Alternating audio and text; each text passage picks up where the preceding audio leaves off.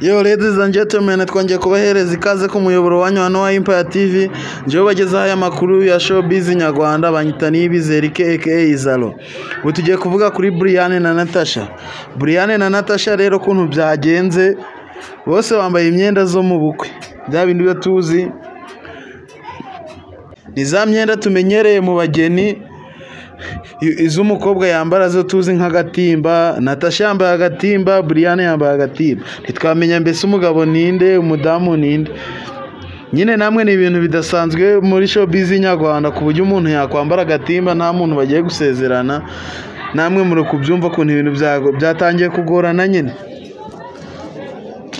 Mbese abantu benshi bari kubafiteho urujijo, mbese barakavuga ati bano ni abageri, byagenze ute byose se nyine. Ariko nyine ni bya bintu bya showbiz nyarwanda bashaka gutwika bya danje. Aka gatwiko ko ntikabaho. Uwo twise nka DJ Brian ni umuntu ukora amafaranga menshi cyane, ni umu DJ nyine ugezweho muri iki gihugu cy'u Rwanda.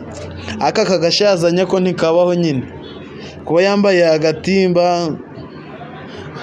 We na Natasha nyine, na Natasha nawe yambaye agatimba, nabirebye nje byanyobeye.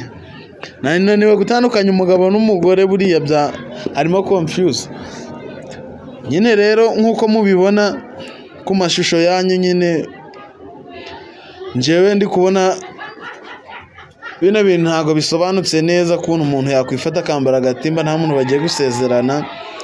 Namwe mutubwira muri comment hasi nyine, mwandike. Ariko mwibuke gukora subscribe, share and comment, ya dukomeze tuzamurane nyine. Ariko ikindi kintu kirimo nyine kwibi bya Natasha na Ntuza, ntago bino bintu ntago ari byo. Ibintu ntago bikwiriye kuba ari nyarwanda nyine. Kwambara agatimba nta muntu wagusabye, nta kibyo bintu ntago ari byo. Ni ibintu byo kujijisha abantu, gatuma batekereza n'ibindi bintu bitari byiza kuri weho nyine. Nese umuntu akubonye yambaye agatimba, nimba yaragufiteho gahunda urukumva ntago